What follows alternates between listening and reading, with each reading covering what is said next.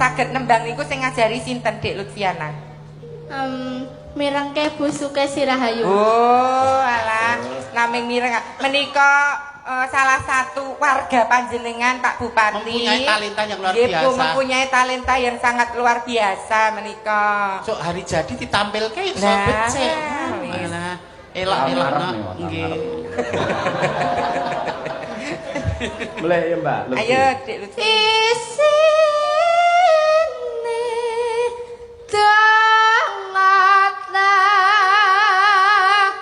tulak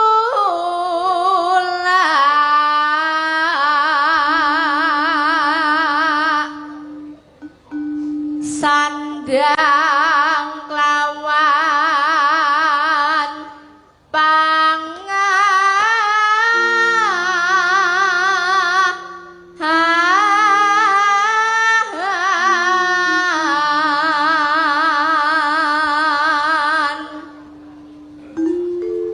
yaiku bagian nipun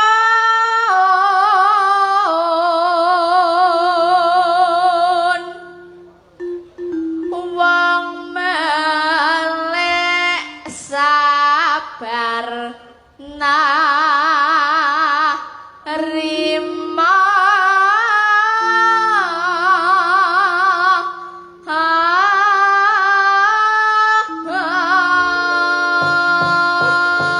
Tepuk tangan para lenggah. Lutfiana. Adile Gusti Allah ya, Lek. Setiap kekurangan mesti diparingi keluwihan. Lah Mimin kok kurang kabeh iki. Sing punjul niku ususe kok. Kula kan ilmu padi ya. Dapat. Ilmu padi merunduk terus kok apa? Ayo Bu Sing- Kesi, komentar Bu Kesi. Semangat ya, Dik ya. Bu Beri Kesi apresiasi. monggo. Nggih. Lah, Bu Kesi Ya malah Allah, niki keajaibane Gusti Allah, keadilanipun Gusti Allah kados ngeten niki. Kula ati kula ternyoh nangis saestu dalu niki kepanggih adik Lutfiana. Luftiana. Nduk, ya Allah, suaramu luar biasa nyengkok persis Bu Kesi. Ora eman-eman Pak aku arep maringi bebungah karo adik Luftiana.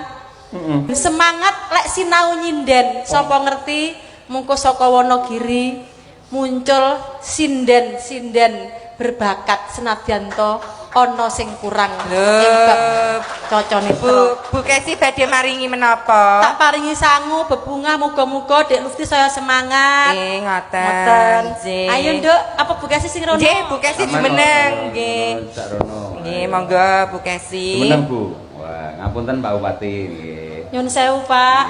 Nggih, bojo Ya kula niki Allah. Pak Bupati. Lumayan. Lumayan. Kok lumayan. Kok lumayan to? Wong ya.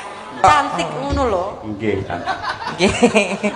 Niki Dek Lutfiana pikantuk bebingah saking Bu Sukesi Rahayu. Mugi ditampa. bermanfaat. Nggih. Sinau nyinden sing sregep senadyan to mung ketemu Bu Kesi mung ning live streaming utawa mirengke radio, mirengke YouTube. Sampai iso sinau. Jadi tanpa guru ketemu muka ngene iki ternyata belajar itu dimanapun bisa.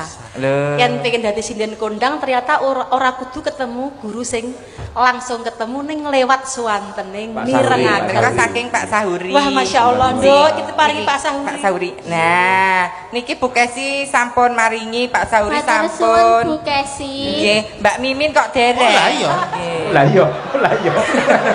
Oh lah iya.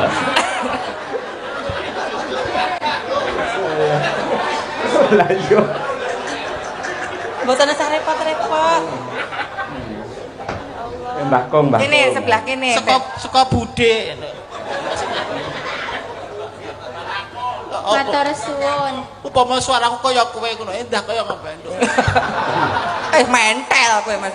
Congkak umuk. Aku wegah nu gabung karo kowe, aku mlaku dhewe dadi nek. Waduh. Nek suaraku apik, mergo aku gabung karo kan suara aku bosok. Dadi aku Matur sembah nuwun Bude Mimin. Nggih. Ya. Mugi-mugi Budi Mimin, Bu Kesi kalian Pak Sahuri sampun paring pantulasih Amin. katresnan menika dados pamecut semangatipun Gendut Lutfi Amin. semakin semangat dan belajar untuk Amin. mengibarkan budaya Indonesia di Wonogiri yang tercinta. Amin. Nah.